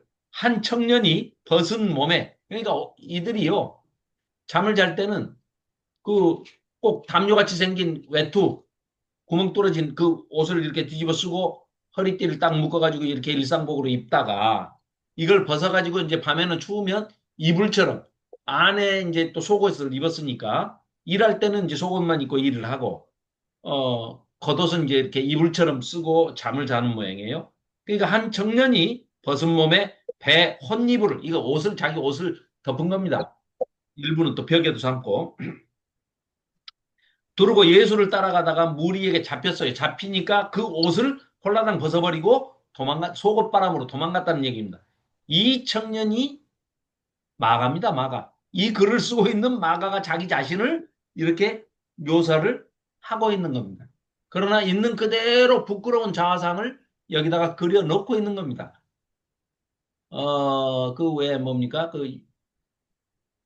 이 명화들, 유럽 쪽의 그 명화들이 박물관에나 뭐 이제 이런 데 이렇게 전시되어 있는 명화에 보면 화가들이요. 꼭 그 어딘가에 그 작품 안에 자기 자신을 그려 넣어놓는답니다. 그래가지고 이제 아주 가까운 사람들한테 자기가 마치 그 현장에 있었던 것처럼 느껴지기도 하고 또 자기 자신을 그렇게 감정이입해가지고 자기를 그 현장 안에서 그러니까 아주 대작들 어마어마한 대작들을 그려놓으면 많은 군중들을 그릴 때 거기에 한 사람을 자기가 자기만 알아보게 그려놓고 그게 자기라고 이제 자기 자화상을 거기다 집어넣는다는 거예요. 글도 마찬가지입니다. 성화도 마찬가지고 명화도 마찬가지지만 성경 안에도 글 속에 지금 마가가 이렇게 자기가 자기 자신의 부끄러운 자아상 빨개 벗고 도망갔다. 내가 잡히니까 옷 벗어버리고 도망갔다. 조금 전에 뭐 베드로가 우리가 다 목숨 걸고 주와 함께 죽을지언정 절대 주를 부인하지도 않고 도망가지도 않을 겁니다 해놓고 이렇게 도망갔다. 그게 나다. 베드로는 베드로대로 마찬가지고요. 이런 내용입니다. 자, 이제 누가복음에도 마태복음에도 또 요한복음에도 사복음서에 다 기록되어 있는 재판받는 장면이죠. 자, 53절부터 재판받는 장면을 빨리 살펴보고 마치겠습니다. 자, 53절입니다. 그들이 예수를 끌고 대제사장에게로 갑니다. 대제사장들과 장로들과 서기관들이 다 모여 있습니다. 이들이 이 새벽에 왜 이렇게 다 준비하고 모여 있을까요? 이미 가룟 유다가 내가 팔아 넘기겠소 하고 약속을 하고 돈을 받았기 때문에 잡혀올 줄을 뻔히 알고 있어요. 그리고 어디서 도망가지도 않고 지금 겟세마네 그 방앗간 틀에서 기도하고 있다가 군사들이 가서 잡아갖고 올 것이다. 그러니까 다 기다리고 있는 겁니다. 그래서 대제사장과 장로들과 서기관들이 다 모였습니다. 베드로가 예수를 멀찍이 따라서 아닌 척하면서 지금 어떻게 되나 하고 보고 지금 따라가고 있는 겁니다. 대제사장의 집 뜰 안에까지 그 가야바의 이제 뜰 안에까지 지금 들어갑니다. 아랫사람들과 함께 앉아서 불을 쬐입니다. 아닌 척하고 지금 이제 베드로가 겹불 쬐고 이제 같이 있는 거예요. 대제사장들과 온 공회가 예수를 죽이려고 그를 칠 증거를 찾는데 서로 중구난방 이 말했다 저 말했다 막 얘기가 안 맞아요. 어떻게 얘기해야 이 사형에 처하게 십자가형에 처하게 만들 것인가 이걸 연구를 하고 있는 겁니다. 대단한 잔머리들을 쓰고 있어요. 이들의 목표는 딱 한 가지입니다. 반드시 예수를 다른 것도 아니고 나무에 달려서 신명기법에 의해서 하나님이 우리에게 주신 율법대로 저주받은 자가 처해지는 형벌, 즉 나무에 달린 자로 죽어야 십자가형에 처해져야만 예수를 추종하거나 유대인들이 예수를 믿는 자가 없을 것이다. 그러니 반드시 로마도 시행하고 있는 십자가형에 처하게끔 만들어야 된다. 그러려면은 거기에 해당하는 사형에 해당하는 죄목을 찾아야 된다. 이런 논의를 하는 겁니다. 자기들끼리 지금. 자, 그래서 대제사장들과 55절 온 공회가 새 예수를 죽이려고 그를 칠 증거를 찾되 얻지 못했답니다. 이는 예수를 쳐서 거짓 증언하는 자가 많으나 그 증언이 서로 일치하지 못함이라. 어떤 사람들이 일어나 예수를 쳐서 거짓 증언을 하여 이르되 우리가 그의 말을 들으니 손으로 지은 이 성전을 내가 헐고 손으로 짓지 아니한 다른 성전을 사흘 동안에 지으리라 하더라 하되. 자, 이게 무슨 말입니까? 손으로 지은 이 성전. 그렇죠. 수르바벨 성전. 또 지금 헤롯이 지금 리모델링 하고 있는, 지금 재건축하고 있는 그 성전, 손으로 지은 성전이죠. 인간이 지은, 손으로 지은 성전입니다. 그런데 예수님께서는 뭐라고 그러세요? 이런 인간들이 만든 돌덩어리로 만든 이런 거 말고 이거 싹 헐어봐라. 헐면 내가 진짜 성전, 참성전을 내가 다시 지어줄게. 너희들 앞에서 내가 보여줄게. 그것도 며칠 만에? 사흘 만에. 이건 뭘 말씀하시는지 우리는 다 알고 있죠. 부활하실 것을 미리 예고하고 계시고 미리 밝히고 계시는 겁니다. 그래서 그게 거짓말이 아니라는 것을 미리 말씀하신 거죠. 만일에 아무 말씀도 안 하고 죽으시고 또 갑자기 사흘 뒤에 부활하셔가지고 이게 나야. 근데 모습도 바뀌어버렸는데 이게 나야 나. 내가 이렇게 변한 거야 하면 아무도 안 믿죠. 그러니까 미리 말씀하시는 겁니다. 내가 십자가에 죽을 것이고 반드시 죽고 난 다음에는 사흘 뒤에 내가 부활할 것이고 부활할 때는 신령한 몸으로 내가 다시 있고 완전히 다른 모습으로 내가 나타날 건데 나라는 걸 너희들이 알아볼 거야 라고 말씀을 누누이 하십니다. 여러 차례 거듭해서 하십니다. 그리고 너희들이 보는 앞에서 내가 하늘로 올라갈 거야. 내가 내려온 그대로 내가 하늘로 올라갈 거야. 예고를 다 하셔야만 이게 사실로 믿어지지. 그렇지 않아도 못 믿을 사람들이고 못 믿을 일이지 않습니까? 일 자체가 이게 너무 기적적인 일이라 못 믿을 거니까 미리 이렇게 얘기를 하시는 거죠. 자, 그래서 이렇게 했으나 그 증언도 서로 일치하지 않더라. 60절입니다. 대제사장이 가운데 일어서서 예수에게 물어 이르되 너는 왜 아무 대답이 없느냐? 이 사람들이 너를 치는 증거가 어떠냐? 하되 침묵하고 아무 대답도 아니하시거늘 대제사장이 다시 물어 이르되 네가 찬송받을 이의 아들 그리스도냐? 예수께서 이르시되 내가 그니라. 인자가 권능자의 우편에 앉은 것과 하늘 구름을 타고 오는 것을 너희가 보리라 하시니 대제사장이 자기 옷을 찢으며 이르되 우리가 어찌 더 증인을 요구하리요 그 신성모독하는 말을 너희가 다 들었도다. 너희는 어떻게 생각하느냐 하니 그들이 다 예수를 사형에 해당하는 자로 정죄하고. 앞에 여기 PPT 한번 봐주시겠습니까? 방금 읽은 이쪽 이 대목이요. 자, 너희 예수님께서 신성모독죄로 해당한다. 그러니까 사형을 구형하기로 결정했다. 그 신성모독죄에 해당하는 발언이 어떤 거냐? 방금 읽은 62절 예수께서 네가 찬송받을 이의 아들 그리스도냐라고 제사장이 물으니까 대제사장이 물으니까 예수께서 이르시되 내가 그니라 이렇게 말씀하셨단 말이에요. 자, 이 말씀하시는 것은 에고 에이미라고 하시면 이거는 하나님만이 하실 수 있는 어법이에요. 이들에게는 유대인들 아닙니까? 전부가 지금 이 대제사장도 그렇고 유대인들의 어법으로는 내가 그니라. 이 말씀 자체가, 예, 내가 하나님이다. 그 말하고 똑같아요. 그런데 문제가 있습니다. 문제가. 자, 이어서 살펴보겠습니다. 자, 그러니까 레위기에도 24장 16절에 보면 여호와의 이름을 모독하면 신성을 모독하며 하나님을 모독하면 반드시 죽일지니 이렇게 돼 있어요. 그러니까 죽이는 거는 사형을 처하는 거는 좋은데 보십시오. 문제가 이거예요. 하늘 구름을 타고 오는 것을 너희가 보게 될 것이다.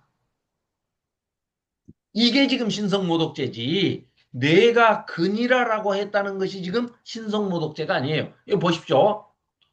자, 네가 유대인들의 왕이냐라고 얘기를 하는 것은 히브리어 메시아, 네가 메시아냐라고 했을 때 그래, 내가 메시아다 하면 네가 유대인들의 왕이냐? 왕이다. 그러면 아, 유대인들의 왕이다라고 번역을 하는 게 맞아요. 그렇게 되면. 그러면 아, 로마가 통치하고 있는데 로마 군대를 다 로마 정부를 끌어 엎어가지고 전복을 시키려는 역도들의 두목이구나. 그러면 사형에 해당돼요. 그런데 여기에 보면 이 지금 방금 읽은 데에서 조금 더 넘어가 보면 이런 얘기입니다. 자, she legates 원어에는 이렇게 돼 있습니다. 우리가 지금 보고 있는 거에는 네가 우리 말에는 뭐라고 돼 있냐면 네 말이 옳도다. 아니면은 표준 번역에는 네가 그렇게 말했다. You say so. You have said so. 네가 그렇게 말했어. 이런 뜻이에요. 공동 번역을 보면은요. 그건 네 말이고 예수님이 그거 인정하신 게 아니에요. 예수님이 여기서 인정을 하셔버리면 대부분 설교가 응. 예수님이 인정을 하셨다 이렇게 하는데 그러면 재판을 할 필요가 없는 거예요. 이것은 부정적으로 지금 얘기를 하시는 거고 예수님이 그건 네 말이고 예수님의 속마음은 뭐냐면 이런 뜻입니다. 그래 내가 왕은 왕인데 유대인의 왕은 왕인데 너희들이 생각하는 그런 왕이 아니야. 동의하지 않아. 이 뜻이 이게 중요한 겁니다. 그러니까 네 말이 옳도다 이렇게 번역을 한 것은 완전히 잘못된 번역이에요. 어, 네 말이 옳도다가 아니라 그래 네가 그렇게 말하고 있어. 그건 네 말이야. 그러니까 부정적으로 지금 말씀하시는 겁니다. 예수님은 옳다. 네말 잘했다. 내가 그야. 나 죽여라. 이 얘기가 전혀 아니세요 지금. 그러니까 언어학자들이 성서학자들이 이건 심각하게 번역이 잘못됐다. 그런데 공동 번역을 여러분들 찾아보시면은요. 뭡니까? 바이블렉스나 예, 이런데 베들레헴이나 찾아보시면 실레게이스가 네가 옳다 이렇게 돼 있지 않아요. 공동 번역에 보면 그것은 네 말이고 왕은 왕인데 네가 생각하는 그런 왕이 아니야. 나는 네 말에 동의 안 해. 이런 뜻입니다. 그러면은 어떤 뜻이냐? 문맥상 부정의 말이에요. 그러니까 그 바로 뒤에 이제 15장 우리 내일 다음 주에 보겠습니다만 15장에 가서 보면 그러니까 이제 대제사장들이 여러 가지로 고발할 거리를 찾아요. 자, 로마 사람들이 에고 에이미로 해서 아 이건 하나님만이 하시는 어법이다 이렇게 말씀한다고 해서 내가 그니라 이렇게 한다고 해서 그것이 사형을 시킬 건덕지가 못 된다니까요. 찾을 수가 없는 거예요. 이 사람들이.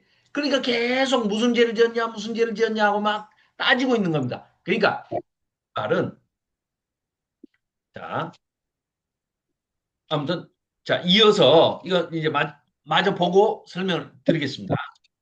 자 64절 그 신성모독하는 말을 너희가 들었도다. 너희는 어떻게 생각하느냐? 아니 그들이 다 예수를 사형에 해당하는 자로 정죄하고 어떤 사람은 그에게 침을 뱉으며 그의 얼굴을 가리고 주먹으로 치며 이르되 선지자 노릇을 봐라 하고 하인들은 손바닥으로 예수님을 이제 치는 이런 못된 짓들을 하고 있습니다. 65절. 베드로는 아랫뜰에 있더니 대제사장의 여종 하나가 와서 베드로가 불 쬐고 있는 것을 보고 주목하여 이르되 너도 나사렛 예수와 함께 있었도다.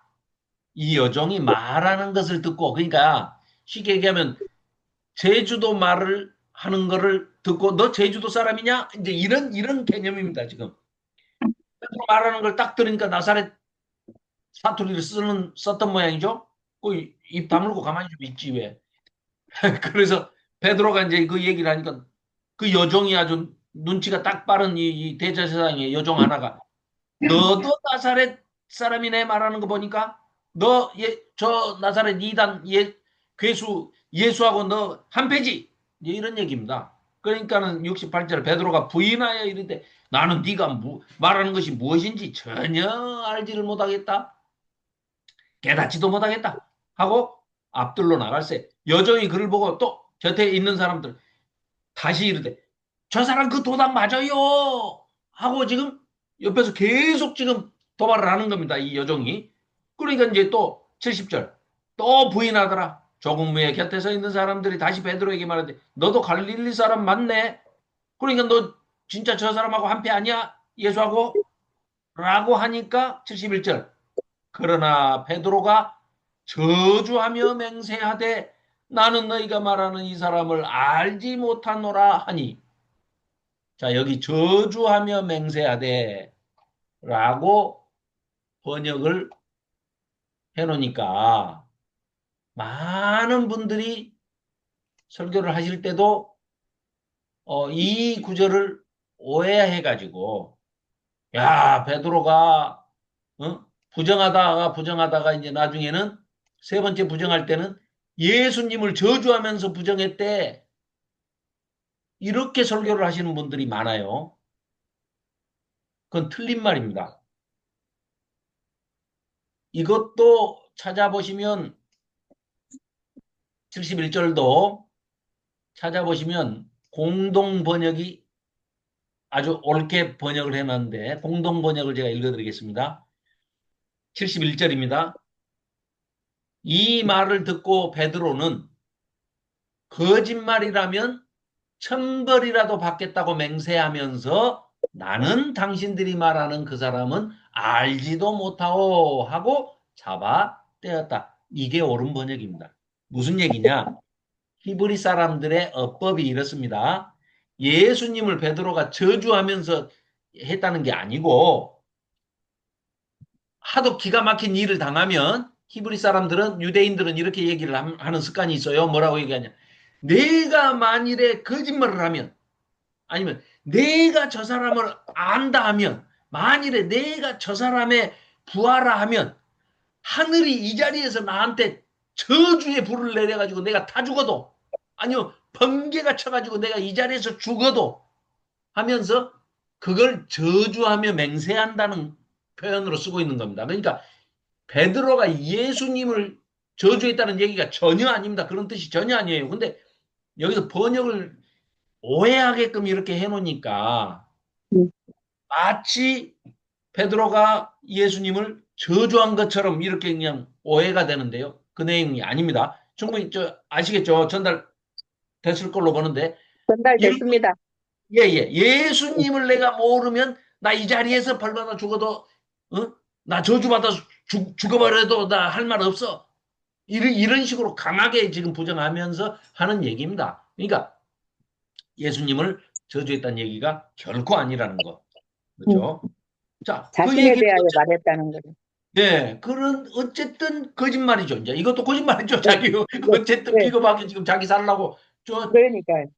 죽을지 모르는 네. 상황에서 빠지니까 지금 이제 5분 전에 지금 어 10분 됐는지 1시간 됐는지는 몰라도 아무튼 좀 전에 예수님한테 내가 죽을지언 주와 함께 죽을지언정 주를 부인하지 않겠나이다 하니까 모든 제자들도 다 아멘 하면서 저도 그럴 겁니다 하고 다 맹세를 했는데 부인했어요.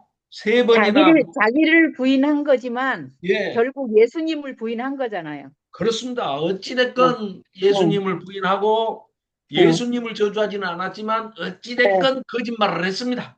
이 네네. 사람들 다 거짓말을 하고 베드로가 이걸 그대로 자 마가복음이 뭐 누누이 말씀드렸지만 마가복음은 베드로복음 아닙니까? 베드로가 한 얘기 그대로 그냥 받아서 누가가 아니 마가가 통역원으로 따라다니면서 이제 베드로의 설교를 그대로 지금 옮겨 적어 놓은 것이기 때문에 베드로가 이렇게 그대로 묘사를 해놓은 거는 자기의 부끄러움과 수치스러운 거 이런 것들을 얼마나 많이 다니면서 또 설교를 할 때 얘기를 했겠습니까? 이 사건이 예수님을 믿는 모든 유대인들한테 다 전파돼 가지고 퍼져 갖고 있죠. 아까 장녀 마리아가 나사로의 동생 마리아가 향유 옥합을 깨서 예수님께 메시아 기름 부은 사건과 함께 베드로가 하나님의 예수님의 수제자라고 이렇게 큰 소리치고 떠들면서 이렇게 맹세를 해놓고도 결국은 거짓말을 하고 예수님을 부정하고 그러고 나서 닭이 두 번 울기 전에 세 번 부인한 이 예수님의 말씀이 생각이 나서 그 일을 생각하고 아주 통곡을 했단 말이죠. 그 뒤로 닭은 뭐 어디를 가나 이 당시에는 새벽만 되면 울죠. 그 닭이 우는 소리 들을 때마다 베드로가 얼마나 놀래고 얼마나 또 울었겠습니까?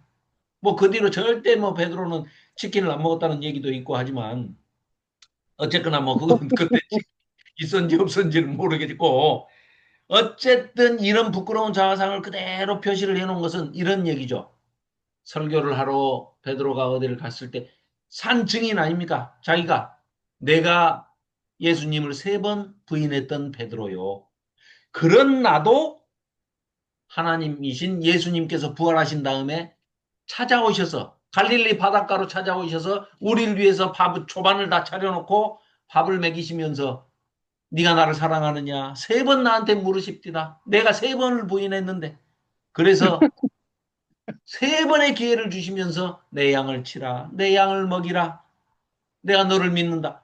내가 하나님을 예수님을 믿는 게 아니라 예수님이 나를 이 세 번이나 부인했던 나 베드로를 믿어주시는 것 아니겠소 하고 이 사도인 베드로가 간증을 하면서 내가 이렇게 세 번 부인했던 사람이요. 닭이 울기 전에 두 번 울기 전에 세 번을 부인했던 이런 사람인데 예수님께서 나에게 그럴 것이라고 했는데 내가 목숨 걸고 예수님 지킨다고 했는데 나는 도망가고 또 거기서 또 잡힐까봐 대제사장 집에서는 내가 세 번이나 모른다고 딱 잡아떼고 부인하고 저주하며 부인했다는 것은 스스로를 내가 나를 저주한 것이요 하면서 설교를 했을 때 그 말을 듣는 모든 사람들이 충분히 베드로의 간증을 듣고 예수님을 더 잘 알게 됐을 것이며 우리같이 믿음 약한 우리들도 예수님께서 버리지 않고 언젠가는 나를 찾아오셔서 예수님께서 네가 나를 믿느냐 네가 나를 사랑하느냐 하시면서 네가 내 양을 먹여라 네가 내 양을 쳐라 네가 전도해라 땅끝까지 하나님을 전하고 예수님을 전도해라. 그리고 우리 새하늘과 새 땅에서 만나자 하시는 약속을 해주시는 것이다. 라고 이런 말씀을 전했으리라고 봅니다. 자, 그래서 닭이 곧 두 번째 우니까 이에 베드로가 예수께서 자기에게 하신 말씀 곧 닭이 두 번 울기 전에 네가 세 번 나를 부인하리라 하시는 그 예수님의 말씀이 생각이 나서 그 일을 생각하고 방성되고 가고 울었더라 라고 14장을 마치고 있는데요. 자 15장 16장은 또 16장 8절 이하 9절 이하는 사실 이게 마가가 쓴 글이 아닙니다. 덧붙여진 후대 사람들이 2세기에 이제 덧붙여진 내용인데요. 그것도 다음 시간에는 15, 16장은 짧으니까 다음 주에 끝내고 전체 마가복음 16장까지 전체를 지금까지는 이제 이 나무를 보고 잎을 보고 꽃을 봤다 하면 이제 다음 주까지 끝내고 15, 16장 다음 주에 끝내고 그 다음 주에는 총정리하면서 전체 숲을 한번 보고 신약에서 이 마가복음이 위치하는 그리고 이 마가복음 베드로의 복음을 통해서 마가를 통해서 예수님께서 우리에게 어떤 메시지를 전달하시고 싶으신 것인지 이런 내용들을 전체적으로 한번 조망해 보는 그런 시간을 갖도록 하겠습니다. 그리고 그렇게 끝내고 난 다음에는 그 다음 살펴볼 때는 여러분들 의견을 좀 모아가지고 문자로 우리 카톡방에 올려주셔도 좋습니다. 뭐 요한계시록을 한번 하자든지 아니면은 요한 복음을 한번 하자든지 뭐 아무거나 뭐 고르셔서 올려주시면 투표해서 골라가지고 요한계시록이 좋을 것 같은데요. 그래요? 어. 김현숙 권사님 어떻습니까? 괜찮습니다. 근데 요한계시록을 네네. 한, 한, 이게 한 번에 네. 하루에 다 해버렸으면 좋겠어요. 네, 그거 맞아요. 좋죠. 예, 예, 그것도 네, 좋아요. 네, 하루에 다 끝내는 네, 네. 것도 좀 두 시간이 시간, 두 시간, 걸리더라도, 두 두 시간. 시간. 두 예, 시간으로 해가지고. 제가 지금 어, 만들어 놓은 거는 3시간짜리, 4시간짜리 있거든요. 그거 좀 더 어, 압축해가지고 2시간짜리로 할게요. 어, 그러면 어, 본문도 좀 읽어가면서 2시간에 하도록 네, 연습을 해가지고 절대 네. 오버하지 않고 오버하면은 저 끝나거든요. 제가 형한테. 그러니까 시간 오버하지 않고 2시간에 끝낼 수 있도록 요한계시록 준비하겠습니다. 자, 네. 그렇게 하고 자, 아이고 늦은 시간까지 고생 많으셨습니다. 하영재 전도사님의 기도로 오늘 성경 공부 마치도록 하겠습니다. 사랑의 하나님 아버지 감사합니다. 오늘 제자들의 이야기를 들으면서 제자들이 이 실전적인 상황에서 부인하였다 하지만 저희들은 과연 어느 만큼의 믿음을 가지고 있는지 돌아보게 됩니다. 그러나 그 주님을 을- 을- 사랑을 믿는 그 십자가의 그 사랑은 그 누구도 다 주님 앞에 내가 의인이라고 말할 수 없고 오직 각자 하나님 앞에 내가 죄인으로소이다 고백 있는 자라면 주님을 사랑하지 않을 수 없고 그래서 그 주님을 사랑하노라고 이 시간 고백하오니 주님 이 사랑의 고백을 받아 주시옵소서. 우리 아멘. 모두가 주님의 은혜를 사모하는 것은 그 아버지를 사랑하기 때문에 이 시간 모인 줄 아오니 주님의 사랑이 우리를 움직이는 큰 힘이 있고 그 사랑에서 벗어나지 않는 가르침과 화답과 순종의 삶으로 하나 되어 실행될 수 있도록 아버지 다음 주 만날 때까지 우리 매일의 삶을 진리의 성령님께서 동행하여 주시옵소서. 아멘. 감사하며 예수 그리스도의 이름으로 기도드립니다. 아멘. 아멘. 네, 감사합니다. 감사합니다. 들어주셔서 늦은 시간까지 들어주셔서 감사합니다. 네, 다음 주에 15, 16장 끝내고 그 다음 주에 총정리 한번 전체 마가복음 한번 보고요. 그리고 요한계시록 2시간에 끝내도록 그렇게 또 준비해서 찾아뵙겠습니다. 대단히 감사합니다. 편한 감사합니다. 밤 보내십시오. 수고하셨습니다. 네, 네, 자, 수고하셨습니다. 임 목사님 감사합니다. 네, 아임자 전도사님 감사합니다. 네, 김현숙 권사님 감사합니다. 조현 집사님 네 감사합니다. 김경숙 집사님 감사합니다. 김경희 집사님은 조금 감사합니다. 조금, 네 조금. 감사합니다. 네 네, 편히 쉬세요. 안녕히 네, 계세요. 네.